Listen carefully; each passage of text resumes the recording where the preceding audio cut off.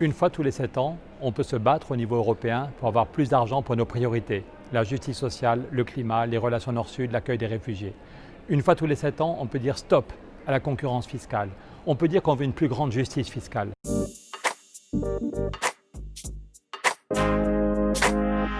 C'est la rentrée des TQA et aujourd'hui on va discuter avec Pierre Laroutourou, économiste et député européen et qui sort aux éditions Les Liens qui libèrent, un ouvrage qui s'appelle Aujourd'hui l'esprit se révolte, dans lequel il montre le rôle essentiel que l'Europe peut et doit jouer face à la crise sanitaire, économique et sociale, mais aussi environnementale dans laquelle nous sommes.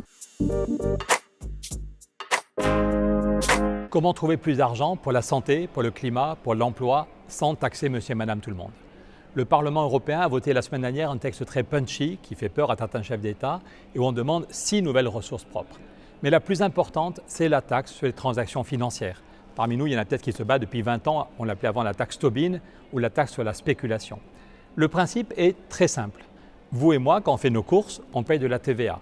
Quand j'ai acheté ce téléphone, je crois que j'ai payé une TVA à 19 ou 20%. Mais même les plus pauvres, et même sur l'alimentation indispensable à la vie, ils doivent payer 5,5% de TVA. Même les SDF, même les gens qui vivent avec le minimum vieillesse, tout le monde, sauf ceux qui vont sur les marchés financiers. Donc c'est absolument scandaleux, c'est un non-sens. Il y a 10 ans, déjà beaucoup d'ONG, de syndicats, de socialistes, de gens de tous nos réseaux s'étaient battus pour obtenir la taxe sur la spéculation. Et la Commission européenne avait dû accepter et la directive est prête. Je passe mon temps à la montrer. Tout est prêt techniquement pour taxer la spéculation. Et cette année, l'économie réelle va très mal, mais les marchés financiers n'ont jamais été aussi hauts. L'activité sur les marchés financiers est à un niveau record. Donc on va se battre. Et il y a 3 semaines, je l'ai dit, j'avais la voix qui tremblait au Parlement, mais j'ai répété devant Mme von der Leyen, devant les ministres allemands, je suis rapporteur général du budget, mais en conscience, je ne pourrai pas voter le prochain budget si on n'a pas 50 milliards de plus chaque année grâce à la taxe sur les transactions financières. Vous et moi, on paye des impôts locaux, on paye des impôts nationaux, on paye tous de la TVA, et c'est normal pour avoir accès à l'éducation, à tous les services publics. Mais il y a certains qui ne payent toujours pas, c'est les marchés financiers. Aujourd'hui, la taxe sur les marchés financiers, c'est 0,0%. Or, on a besoin d'argent pour le plan de relance que Merkel et Macron ont négocié. C'est très bien ce plan de relance, mais qui le finance? Qui va payer pour le plan de relance? La France doit rembourser sur longtemps 67 milliards. Est-ce que les 67 milliards, on va faire des coupes dans les retraites, on va faire des coupes dans le système hospitalier, ou on va demander plus d'impôts à monsieur et madame tout le monde?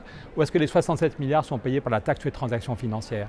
Et moi, comme rapporteur du budget et avec d'autres députés, on se bat pour qu'il y ait des nouvelles ressources au niveau européen, une taxe sur les transactions financières par exemple, et que les 67 milliards restent en France pour financer la santé, pour financer l'hôpital, pour financer les retraites. Et puis il faut de l'argent pour le climat. Cet été, il y a eu 70 départements en France où les paysans n'avaient plus d'eau pour les cultures. Donc il est urgent d'agir pour le climat, isoler les maisons, faire des transports en commun, aider les agriculteurs à changer leurs pratiques. Et pour tout ça, au niveau européen, il faut chaque année 600 milliards d'euros. Donc oui, on veut se battre pour que l'Europe mette la finance au service du bien commun. Les semaines qui viennent sont fondamentales. Le Parlement est très remonté et va pousser pour la création d'une taxe sur les transactions financières, mais ce sont les chefs d'État qui bloquent. Et en particulier, beaucoup de gens disent que la France ne veut pas d'une vraie taxe sur la spéculation, qu'elle veut d'une petite TTF qui ne taxerait pas les produits dérivés ou la spéculation. Et donc, des députés des ONG, des associations et des syndicats des 27 pays vont faire campagne, chacun dans son pays, pour pousser les dirigeants. Mais en France, c'est vraiment important parce que la France est vécue par beaucoup de diplomates comme un des pays qui bloque. En principe, à l'âge de 5 ans, un enfant fait la différence entre ce qui est pour de vrai et ce qui est pour de rire. Et donc j'aimerais dire à Emmanuel Macron, vous avez dit que vous vouliez faire du climat votre priorité. Est-ce que c'est pour de vrai ou pour de rire? Vous avez dit, Emmanuel Macron, que vous vouliez un grand budget pour l'Europe avec une ambition très forte. Est-ce que c'est pour de vrai ou pour de rire? Et ça se décide dans les prochaines semaines. C'est d'ici la fin de l'année qu'il faut qu'on arrive à avoir un accord sur le nouveau cadre pluriannuel. C'est un moment crucial. Est-ce que l'Europe est au service des banquiers, des actionnaires, des traders, ou est-ce que l'Europe est le bon niveau pour mettre la finance au service du bien commun, la santé, le climat et l'emploi?